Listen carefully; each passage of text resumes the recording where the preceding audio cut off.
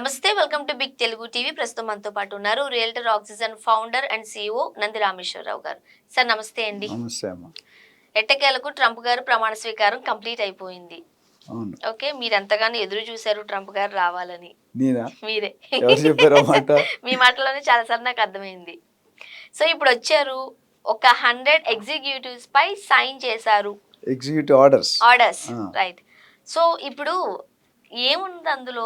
మన భారతీయులందరూ చాలా ఇబ్బందికరమైన పరిస్థితులను ఎదుర్కోక తప్పదు అంటున్నారు. నిజమేనా? ఏంటవి ఆర్డర్స్? ఇప్పుడు ఇంటికి కొత్త కాళ్ళు వచ్చింది అనుకోండి, ఎన్నో రోజు పిక్చర్స్తో వస్తుంది. మా ఆయన ఎలా ఉంటాడు, మా అత్త ఎలా ఉంటుంది. ఫస్ట్ 3 నెలలు ఏమవుతుంది, కొద్దిగా టీథింగ్ ప్రాబ్లమ్స్ ఉంటాయి. అత్త కోడలు సెటిల్ కారు. అయితే ఆవిడ ఈవిడ వేస్తారు, ఈవిడ పని చేయదు, ఏదో జరుగుతుంది. అట్లా ఇప్పుడు రిపబ్లికన్ డెమోక్రటిక్ యూఎస్లో 2 పార్టీలు ఉన్నాయి. డెమోక్రటిక్ మన బైడెన్, రిపబ్లిక్ వీళ్ళు. సో వాళ్ళ పాలసీ ఇప్పుడు మన సిపిఐ, సిపిఎం, టీడీపీ, బీజేపీ ఎట్లా ఎవడ పాలసీలు వాళ్ళకు ఉంటాయి. జనరల్గా అపోజిషన్ అంటే అర్థం ఏంటి? రూలింగ్ పార్టీ ఏది చెప్తే దానికి అపోజ్ చేయడం అపోజిషన్. అందుకని అపోజిషన్ అన్నారు. ఈయన ప్రెసిడెంట్ అవుతాడనే నమ్మకం దగ్గర నుండి ఆల్మోస్ట్ గత 2 నెలల ముందు 3 నెలల ముందు అయినాయి కదా, ఆ ఎలక్షన్ దగ్గర నుండి ఈయన స్టేట్మెంట్లు ఇస్తూనే ఉన్నాడు, నేను ఇది చేస్తా, నేను అది చేస్తా అని చెప్పి. So that means Joe Biden ఏదైతే తీసుకుంటాడో ఆయన తానా అంటే ఆయన తందానా అంటలేదు, రివర్స్ వెళ్తున్నాడు, రివర్స్ గేర్. సో అయితే ఆయన అంతకుముందు ప్రభుత్వంలోనే ఫస్ట్ టైం ప్రెసిడెంట్గా ఉన్నప్పుడు ఈ ఇమిగ్రేషన్ అనేది నాన్ ఇమిగ్రేషన్ అన్నీ స్టార్ట్ చేశాడు. అయితే అప్పుడు పూర్తి స్థాయి మెజారిటీ లేదు, ఇప్పుడు కూడా కొన్నాట్లో లేదు. దానివల్ల అది స్టార్ట్ అయ్యే టైంకి గవర్నమెంట్ కూలిపోయింది. సో అది అట్లా నిరాశగా, సొంత ఇంటి కల, పేదోడి కల ఇల్లు కొనుక్కోవడం ఎట్లా నిరాశ ఉంటుందో ఈయన కల కూడా నిరాశగా అయిపోయింది. సో అది ఇంకోటి ఏంటంటే, ఇవన్నీ ఎందుకు చేస్తున్నాడంటే ఈ వాంట్, నాకు అర్థమైంది ఇప్పుడు ర్యాపిడ్ యాక్షన్ ఫోర్స్ అనో ర్యాపిడ్ యాక్షన్ ఫైర్ రౌండ్ అంటారు ఇంటర్వ్యూస్లో, ర్యాపిడ్ ఫైర్ రౌండ్. అట్లా ఏంటంటే అగ్రెసివ్గా ఉన్నాడు, చాలా అగ్రెసివ్. వూండెడ్ టైగర్ తెలుసా? వూండెడ్ టైగర్ ఎవరు పుల్ని కొట్టి పారిపోయారు కనిపిస్తే ఎట్లా ఉంటుంది దాని చూపు? ఉండేటు దొరికితే వేసేసుకుందాం. అట్లా ట్రంప్ బైడెన్ తీసుకున్న డెసిషన్లు అన్నిటికి కూడా కొద్దిగా ఏకీభవించట్లేదు. అయితే ఆయన ఎలక్షన్ గెలిచింది ఏదైనా గెలిచాడు, నేను ఇమిగ్రేషన్ ఫస్ట్ సైన్ పెడతానని చెప్పాడు పబ్లిక్. మనం లాస్ట్ టైం కూడా మాట్లాడుకున్నాం. సో ఆ ప్రాసెస్లోనే 72 ఎగ్జిక్యూటివ్ ఆర్డర్స్ సైన్ చేశాడు. చేసినందరూ అన్నాడు యాటిట్యూడ్ చేసి పెన్ను పబ్లిక్లు తీసేసాడు కోపంతో. చూసుంటారు మీరు. సో అది ఇట్స్ నాట్ రియల్లీ ఫేర్, అంటే కరెక్ట్ కాదనిపించింది. ఎందుకంటే maybe you're is the biggest position అందులో. ప్రపంచంలో ఏదైనా పొజిషన్ ఉంటే అమెరికన్ ప్రెసిడెంట్ అంటే పెద్దది ఇంకోటి లేదు, అన్నీ దాని కిందే వస్తాయి. అక్కడ తుమ్మితే ఇక్కడ తుమ్ము వస్తుంది, అక్కడ తగ్గితే ఇక్కడ దగ్గు వస్తుంది. ఇక్కడ పెద్ద brother, big boss, big brother. కానీ ఆ బిహేవియర్లో అట్లా కనిపించలేదు. అయితే ఒక కోణంలో ఆయన తప్పని చెప్పలేము, ఎందుకంటే ఆయన దేశభక్తి చూపించుకుంటాడు. ఏదైతే ఎలక్షన్లో కమిట్ అయ్యాడో అది చేసుకుంటాడు. ఈవెన్ మస్క్ కూడా కొన్ని సందర్భాలు వ్యతిరేకించాడు H1B వీసా, లాస్ట్ టైం మాట్లాడమని. సో ఆ ప్రాసెస్ ఏంటంటే వరుసగా కొన్ని ఐడెంటిఫై చేసి టకమని సైన్ చేశాడు. అయితే ఇక్కడ మేజర్గా ఈ ప్రెసిడెంట్ అయిన 2 రోజుల్లో 3 రోజులు ఏం చేయాలంటే ఒక 4-5 నిమిషాలు బాగా పట్టుకున్నాడు ఆయన. ఒకటి ఇంపార్టెంట్ ఏంటంటే H1B వీసాని టైట్ చేస్తాం రూల్స్, ఎవడ పడితే ఆడు ఎంట్రీ కాకూడదు మన కంట్రీకి. ఫస్ట్ మన కంట్రీకి తినడానికి చాలట్లేదు, మనకు లేకుండా వేతోడికి ఇవ్వని ఏ దేవుడు చెప్పాడు ఎవడు చెప్పాడు అంటున్నాడు. ఒక విధంగా చూస్తే దేశభక్తి కాబట్టి నేను ఏ దేశానికి ప్రెసిడెంట్ ఆ దేశం చూసుకోవాలని బాధ్యత నాది కదా. అయితే తెలంగాణ ఇవ్వడం తప్పు కాదు, ఇచ్చే విధానం తప్పు అన్నారు. ఈయన చేయడం తప్పు, చేసే విధానంలో కొద్దిగా పాలిటిక్స్. ఇప్పుడు ఆయన సైన్ చేసినవన్నీ నోకంటే రేపొద్దు ఈయన తర్వాత ఇంకొకటి వస్తే వీడు సైన్ చేసినవన్నీ ఆయన వద్దే అంటాడు, దానికి ఎండ్ ఉండదు కదా. ఇప్పుడు మన తెలంగాణలో కూడా ఇష్యూలు అట్లయినాయి. అంతకుముందు రాజశేఖర రెడ్డి గారు, చంద్రబాబు నాయుడు ఉన్నప్పుడు ఫాలో చేశారు, కొద్దిగా ఫైన్ ట్యూనింగ్ చేశారు కానీ ఏమీ రద్దు చేయలేదు. కానీ ఇప్పుడున్న గవర్నమెంట్ అట్లా లేదు. సో దాన్ని బట్టి మెయిన్ ఎజెండాస్ అని ఏంటంటే, ఒకటి పెట్రోలియం ప్రోడక్ట్స్ మనం ఇంపోర్ట్ చేసుకుంటున్నారు వాళ్ళు, ఎవరు? యుఎస్ఏ వాళ్ళు. ఎందుకంటే మిడిల్ ఈస్ట్, గల్ఫ్లో అక్కడ ఆయిల్ ఫ్యాక్టరీస్ ఉంటాయి, అక్కడ ఆయిల్ ఫ్రీ వాటర్ కొనుక్కుంటారు, మీకు తెలిసే ఉండాలి. గల్ఫ్లో ఆయిల్ ఫ్రీ వాటర్, మనం ఇక్కడ వాటర్ ఫ్రీ ఆయిల్ కొనుక్కుంటాం. ఇప్పుడు మన దగ్గర కూడా వాటర్ ఛార్జ్ చేస్తున్నారు తెలిసింది. సో అక్కడ ఏమైంది, వాళ్ళు ట్రంప్ గారు ఏమంటున్నారంటే మన దగ్గర సామర్థ్యాన్ని ఎందుకు పెంచుకోరు? ప్రొడక్షన్ కెపాసిటీ పెంచుకోండి. మన దగ్గరే పెట్టండి. వాడెవడు కూడా డబ్బులు ఇవ్వడం ఎందుకు? కానీ ఒక రకంగా చెప్పాలంటే ప్రపంచ దేశాలన్నీ కూడా కొన్ని కొన్ని రిసోర్సెస్ లో ఒక దేశం మీద ఇంకొక దేశం ఆధారపడుతూ ఉంటుంది. అవును. ఇది అట్లా మనం నడుస్తుంది కాబట్టే మనందరం కలిసికట్టుగా వెళ్ళాల్సిన అవసరం కూడా ఉంటూ ట్రేడ్ ఉంటుంది. రిలేషన్స్ ఇప్పుడు ఆయిల్, పెట్రోల్, డీజిల్ ఇవన్నీ కూడా మనమే సోర్సెస్ పెంచేసుకుందాము. పక్క వాళ్ళ మీద మనం ఎందుకు ఆధారపడడం అని అంటే ఇప్పుడు ట్రంప్ గారు అనడాన్ని ఎట్లా చూడాలి మరి? అదే ఇప్పుడు ఆయన నేనంటే అనొచ్చో లేదో ఎక్కడో విన్నాను నేను. ఆయన నాటీ బాయ్, హ్మ్. Naughty child. ఆయన ఎప్పుడు ఏ డెసిషన్ తీసుకుని ఎవరికి తెలియదు. ఆయనకన్నా తెలుసో లేదో. అది చెప్పలేము అది. అంటే క్లారిటీ ఉన్నది ఆయనకి లాంగ్ టర్మ్. ఇప్పుడు నరేంద్ర మోడీ గారు ఏదైనా స్టెప్ తీసుకుంటే ఒక్కసారి హార్ట్ అటాక్ ఇవ్వడు. స్లోగా ఇంక్రిమెంటల్ షాక్ అంటారు. అంటే ఇచ్చినట్టు ఇస్తాడు కానీ నీకు తెలియదు ఇచ్చినట్టు. ఈయన అలాగా ఇస్తే పోతాడు. Hit out or get out. హ్మ్. సో అందుకని ఈయన్ని ఆర్కిటెక్ట్ ఆఫ్ అమెరికా అని అనిపించుకోవాలనుకుంటాడు. ఎందుకు తెలుసా మెయిన్ కారణం? ఈయన తర్వాత ఎలక్ట్ చేసే కెపాసిటీ లేదు, ఇంకా పర్మిషన్ లేదు, ఏజ్ అయిపోతుంది, 80+ అయిపోతాడు. This is the last term. హ్మ్. సో ఈసారి వెళ్ళిపోయాడు. అంతకుముందు రొనాల్డ్ రేగన్, జార్జ్ బుష్ వీళ్ళందరూ ఉండేవారు. వాళ్ళు ఒక ప్రెసిడెంట్ వదిలేసి ఒక మార్క్ కూర్చోబెట్టుకొని వెళ్ళారు. అవును, ఒక మార్క్ క్రియేట్ చేసి వెళ్ళారు. కొన్ని కొన్ని ఇప్పుడు విషయాలు ఆ మనం ఎప్పటికీ వాళ్ళని గుర్తు చేసుకుంటాం. ఇప్పుడు ఆ రికార్డు బ్రేక్ చేయాలి. నేను చచ్చిపోయిన తర్వాత కూడా నేను పదవిలో లేనప్పుడు కూడా ట్రంప్ గురిండే మాట్లాడాలి. హ్మ్. దానికి తీవ్ర ప్రయత్నం జరుగుతుంది. ఇందులో ఆ ప్రాసెస్లో ఇవన్నీ బయటపడుతున్నాయి. ఓకే. ముఖ్యంగా ట్రంప్ గారు ఏదైతే ఆర్డర్స్‌కి సంబంధించి సంతకాలు అయ్యాయో, ఇండియన్స్‌కి ఎవరైతే అక్కడ చైల్డ్ బర్త్ ఉంటుందో, వాళ్ళకి సిటిజన్‌షిప్ ఇక నుండి ఇవ్వబడదు. దానికి ఒక పేరు పెట్టాడు, బర్త్ టూరిజం అని. హా! అంటే ఏంటంటే అంతకుముందు భర్త అమెరికా నుండి అయ్యి భార్య వేరే కంట్రీ అయినా అక్కడికి వెళ్ళి పెళ్లి చేసుకుంటే, హ్మ్. అక్కడ వెళ్ళి పెళ్లి చేసుకుంటే ఓకే, హ్మ్. మన గ్రీన్ కార్డు, వీసా, మన సిటిజన్షిప్ వచ్చేది. హ్మ్. కానీ ఇప్పుడు అలా లేదు. రూల్స్ మార్చేస్తున్నాడు. ఎందుకు? అంటే ఇంతకుముందు అంటే ట్రంప్ గారి మాటలు బట్టి చూస్తున్నప్పుడు, చాలా మంది అమెరికన్ సిటిజన్‌షిప్ వాళ్ళ పిల్లలకి రావడం కోసము, ఆ బర్త్ డేట్ ఏదైతే ఉంటదో, ఆ డేట్ టైమ్‌లో అమెరికాలో ఉండడానికి చూసుకునేవారట. అదే దానికే అది పేరు టూరిస్ట్ పెట్టాడు, వీసా కావచ్చు. Birth tourism. అంటే అర్థం ఏంటంటే 7 నెలలు 8 నెలలు ఇండియాలో ఉండి హ్మ్. ఇప్పుడు ఆవిడకి యూఎస్ సిటిజన్షిప్ ఉంది, ఇండియాలో సిటిజన్షిప్ లేదు. ఎందుకంటే అక్కడ ఉన్న వాళ్ళకి ఇక్కడ ఉండదు కదా. అంటే ఉండాలంటే మొదటి నుండి అక్కడ ఉంటే ఉండదు. ఇక్కడ ఏమవుతుంది, ఇండియాకి వచ్చేస్తున్నారు. ఇండియాకి వచ్చేసి 7 నెలలు 8 నెలలు ఇక్కడ ఉంటారు. లాస్ట్ నెల రావడానికి కారణం అనేక ఉన్నాయి. అక్కడ ఫీజులు కట్టుకోలేరు, డాలర్లు కట్టాలి, ఇవన్నీ కొన్ని రీజన్స్. చూసేవాళ్ళు ఎవరు లేరు, పని చేసేవాళ్ళు అక్కడ అమెరికాలో ఎవరి పని వాడే చేసుకోవాలి. మళ్ళీ సర్వెంట్లు ఇవన్నీ ఉండవు. వైఫ్ వర్క్ చేస్తుంది, హస్బెండ్ వర్క్ చేస్తాడు. ఆ తర్వాత వెళ్ళిపోయారు. ఇప్పుడు ఏమంటున్నారంటే కరెక్ట్ 8వ నెల డేట్ 15 30 రోజులు ఉన్నగా వెళ్ళిపోతున్నారు డెలివరీకి. వెళ్ళి మళ్ళీ డెలివరీ చేసి మళ్ళీ వచ్చేస్తున్నారు. అంటే ఎంట్రీ చేసి రికార్డ్స్లో వచ్చేస్తున్నారు. సో ఇది ఇటు పైనుండి జరగదు. ఫిబ్రవరి 19 ఏదో డేట్ ఇచ్చారు. అవును. 19థ్. ఆ డేట్ తర్వాత ఖతం మ్యాటర్, దుకాణం కేల్ ఖతం, దుకాణం బంద్. హ్మ్. ఓకే. సో అదొకటి. అంటే పెట్రోల్ గురించి చెప్పాను.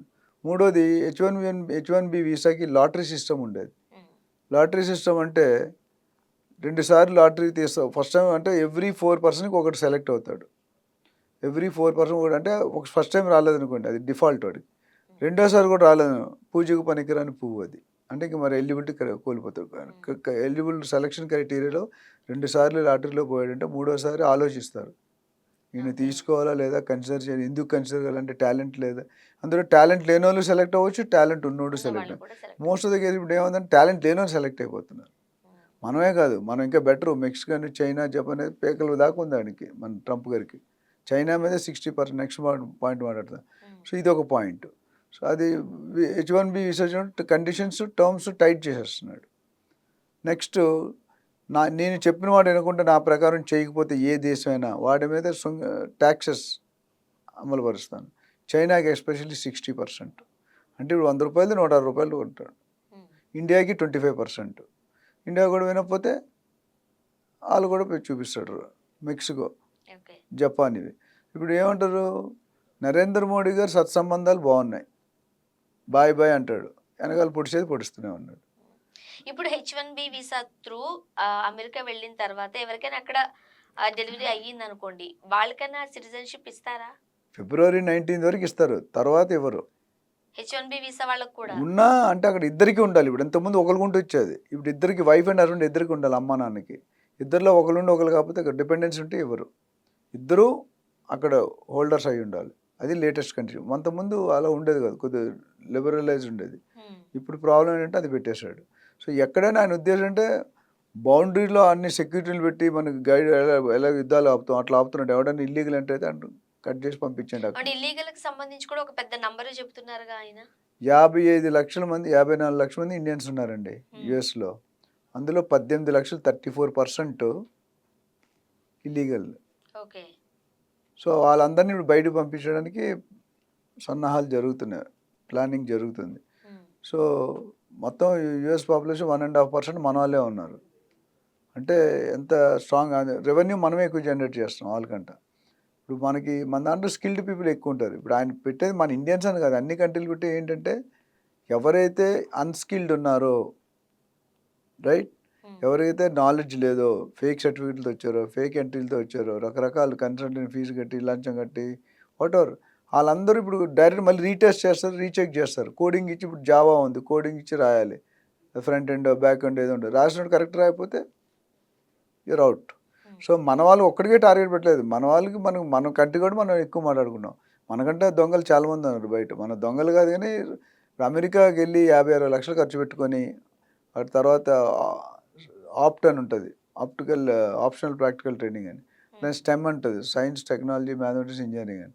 సో అక్కడ 2 సంవత్సరాలు ఎంఎస్ చేసుకుంటాడు, ఇంకో 2 సంవత్సరాలు 3 సంవత్సరాల దాకా అలో చేస్తాడు, తర్వాత బయటికి రావాల్సిందే వాడు, పర్మనెంట్ జాబ్ లేకపోతే. ఎందుకంటే ఇది రీసెర్చ్ అసిస్టెంట్గా చేరుతుంటారు, అక్కడ నాన్ అకాడమిక్ జాబ్స్ ఉంటాయి. మన వాళ్ళకి రాని వాళ్ళు ఏం చేస్తారు, పెట్రోల్ బంకుల్లో, హాస్టల్స్లో, రెస్టారెంట్స్లో పని, అది ఇల్లీగల్ అవుతుంది. ఇప్పుడు నాకు తెలిసిన ఒక రన్ చేసిన హోటల్లో 12 మంది ఇల్లీగల్గా ఉన్నారు హోటల్లో, కానీ పని చేస్తున్నారు, నెలకి $2,000-2,500 ఇస్తారు, చదువుతున్నారు. దొరికితే దొంగ, దొరకపోతే దొర. ఇంతకుముందు మీరు చెప్పినట్టు ఇప్పుడు H1B వీసాలో లాటరీ సిస్టమ్ ఉంది కదా, ఆ సిస్టమ్ ని కూడా ఎత్తేస్తున్నారు అని అంటున్నారు, నిజమేనా? ఎత్తారు, టైట్ చేస్తున్నారు conditions, terms and condition tight చేస్తారు. ఇంత ముందులా ఫ్రీగా లేదు, అప్లికేషన్ ఫామ్ ఫిల్ చేయాలి, తర్వాత ప్రాసెసింగ్ ఫీ ఉండాలి, వెరిఫికేషన్ ఫీ, రకరకాల హెడ్డింగ్స్ పెట్టి they are charging more and they want to discourage. మాత్రం లూప్ హోల్ ఉన్నా, ఇప్పుడు ఒక వీసాలో ఏం చేస్తారంటే, వీసా ఆఫీస్లో మీరు వీసాకి అప్లై చేశారనుకోండి, వాడు ఏమంటాడు, వీడు ఇప్పుడు పార్ట్ టైం చేస్తున్నారు లేదు ఎలా తెలుసు వాళ్ళకి, వాళ్ళు వర్క్ ఎక్కడ చేయాలంటే, సపోజ్ యూనివర్సిటీ ఉంది, అమెరికాలో 3,000 యూనివర్సిటీలు ఉన్నాయి, అందులో 2,800 ఫాల్తూ యూనివర్సిటీలు, నామకే వస్తే యూనివర్సిటీ, ఓ 100-200 మాత్రం అందులో వచ్చిన వాళ్ళకి ప్రొఫెసర్స్ ఉంటారు, రైట్. ప్రొఫెసర్ అంటే వాళ్ళ కింద అసిస్టెంట్, రీసెర్చ్ అసిస్టెంట్గా చేరొచ్చు. మన దగ్గర ఇక్కడ ఎంఫిల్ పిహెచ్డీ ఎలా ఉంది అక్కడ కూడా ఉంటుంది. సో వాళ్ళకి జాబ్ వాళ్ళే ఇస్తారు, క్యాంపస్లోనే పని చేసుకోవాలి యాజ్ పర్ పరిస్థితి బట్టి. ఎక్కడ చదువుతున్నాడో ఆ క్యాంపస్ అయితే అబ్జెక్షన్ లేదు, కానీ అక్కడ ఇప్పుడు చెత్త యూనివర్సిటీలు ఉన్నాయి కదా పేరు లేని, వాళ్ళతో జాయిన్ అయితే అక్కడ పట్టించాడు, లెక్చరర్స్ ఉంటారు, ప్రొఫెసర్సే ఉండరు. Lecturers cannot take them as research assistant. America లాంటి కంట్రీస్ లో కూడా మీరు అన్నట్టుగా అలాంటి యూనివర్సిటీస్ కాలేజెస్ ఉన్నాయా? దాని గవర్నమెంట్ ఎక్కువ అవే ఉన్నాయి, ఎక్కువ గవర్నమెంట్ పైసామే పరమాత్మ ఉంటే ఏది డబ్బులు ఉంటే ఏది, money can make many things అనే పాత సామెత. ఇప్పుడు money can make all things, అర్థమైందా? సో అది ఇంతకుముందు first impression is best impression, ఇప్పుడు first impression is last impression. So కాలేజీలు ఏంటంటే మనకు మోజ్ అండి. ఇప్పుడు నేను చెప్పాను లేదా, బ్రహ్మానందం గారు ఉన్నారా, ఆయన యుఎస్లో ఉంటాడు, ఆ సినిమాలో బ్రహ్మానందం ఎంఎస్ అని పెట్టుకుంటాడు. అత్తగారు ఎంతో ఫీల్ అవుతారు, మా అల్లుడు బ్రహ్మానందం ఎంఎస్ అని, మంచి కట్నం ఇచ్చి కూతుర్ని ఇచ్చి అన్నీ చేస్తారు. ఒక 1-2 సంవత్సరాల తర్వాత అమెరికా వస్తారు ఆవిడ.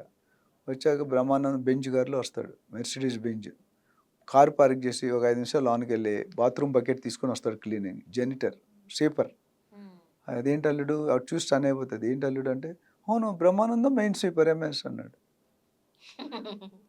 అంత క్రేజీ ఉంటుంది. అంటే ఇప్పుడు చాలా తగ్గిందని చెప్పాలి. ఒక 10-20 ఇయర్స్ బ్యాక్ అమెరికా అల్లుడు అంటే 5 కోట్లు 10 కోట్లు 3 కోట్లు కట్నం ఇచ్చి మరి ఆ కట్నం కోసమే చదివాలి. కొంతమంది ఫేక్ గెలిచే వాళ్ళంతా ఆగ కేసులే.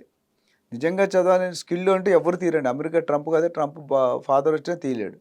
కానీ ఎవరైతే అన్స్కిల్డ్ ఉన్నారో వాళ్ళకి డెఫినెట్గా it's a tough time, they have to regret. ఎందుకంటే ట్రంప్ ఏమంటే, మీరు రండి చదువుకోండి, 2 సంవత్సరాలు ప్రాక్టీస్ చేసుకోండి, తర్వాత మాత్రం వదిలి వెళ్ళిపోండి, ఇక్కడ ఉండొద్దు. అంటే మాకు 50 లక్షలు ఇన్కమ్ కావాలంటున్నాడు. మనోళ్ళు ఏంటి, నేను 50 లక్షలు పెడితే 5 కోట్లు సంపాదించాక అక్కడి నుంచి రానంటున్నాడు. So there is a difference slip between the cup and the lip. ఆయన తోటకి మన తోటకి తేడా అది ఉంది. సో ఇందులో అవకాశం తీసుకునే వాళ్ళు తీసుకుంటున్నారు. ఇప్పుడు జో బైడెన్ గారు ప్రతి డెసిషన్ కి రివర్స్ లో వెళ్తున్నారు. మ్మ్. ఆ పరిణామాలు ఎంత వరకు వెళ్ళే అవకాశాలు ఉన్నాయంటారు? అది కరెక్టేనా అసలు? అప్పుడు అది మీరు నాకు ట్రంప్ క్యాబినెట్లో పొజిషన్ ఇప్పించాలి. ఇలాన్ మస్క్ లా కాబట్టి నాకు చిన్న పోస్ట్ ఇప్పిస్తే ఏం కనుక్కున్నారని చెప్తాను. ఖచ్చితంగా ఇప్పిస్తాం నెక్స్ట్. ఎందుకంటే అది చెప్పడం టూ ఎర్లీ అమ్మా. ఎందుకంటే ఆయన ఈ గత 2-3 రోజులకి హడావిడి చేసి ఎన్నో ఎగ్జిక్యూటివ్ ఆర్డర్లు సైన్ చేసేస్తున్నాడు.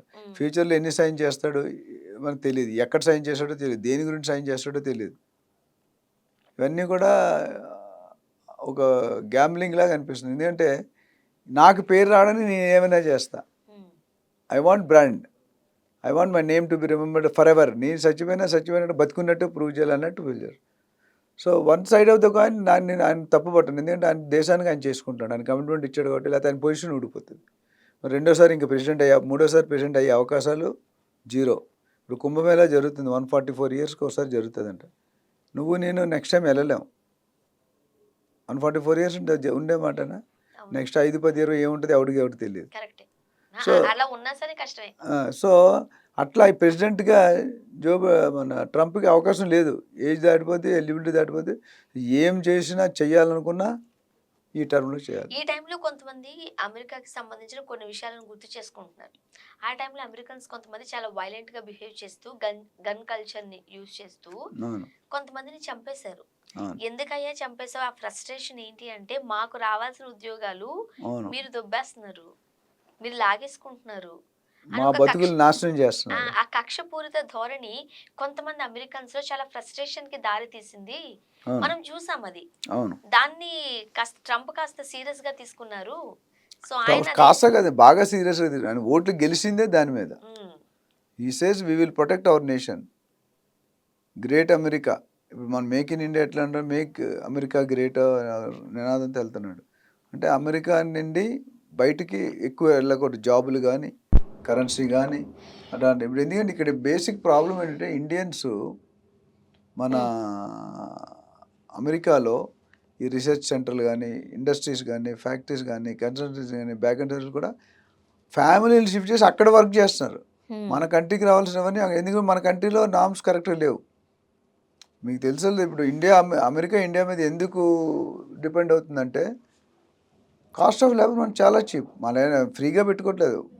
అమెరికాలో ఉన్నాడు $50-60 చూసుకుంటే కనుక గంటకి, మనలు $10-15 చేస్తున్నారు. ఈ saving straight away 75-80% on the revenue ఇవ్వట్లేదు కదా. సో అది మెయిన్. సో ఇండియా వాళ్ళు వెళ్ళిపోతే వాళ్ళు కూడా ఇబ్బంది, ఆ గ్యాప్ ఫిల్ చేయాలి కదా. అప్పుడు అందుకని ఏమంటున్నానంటే you appoint leaders who can, each leader can train 100,000 people. అప్పుడు ఆ కొరత ఏదైతే ఉందో వాళ్ళు అమెరికన్స్ ద్వారా ఫిల్ చేస్తారు. అది వాళ్ళ లాంగ్ టర్మ్ ప్లాన్. ఇప్పుడు H-1B వీసా వాళ్ళని పంపించేద్దాం, టైట్ చేద్దాం, ఇల్లీగల్ పంపిద్దాం. Elon Musk is against that. దాని కొన్ని రోజులు యుద్ధం జరిగింది, దాన్ని ఏదో కన్విన్స్ చేశాడు. ఇంకొక చేంజ్ ఏం చేశాడంటే ఈవీ వెహికల్స్, ఎలక్ట్రికల్ వెహికల్స్కి $7,500 సబ్సిడీ ఇచ్చేవాడు, విత్డ్రా చేస్తాడు. ఇప్పుడు ట్యాక్సెస్ విషయంలో కూడా చాలా మంది డిస్కస్ చేస్తున్నారు, విపరీతంగా ఈ ట్యాక్సెస్ అనేవి ఇంక్రీజ్ అయిపోతాయి అని.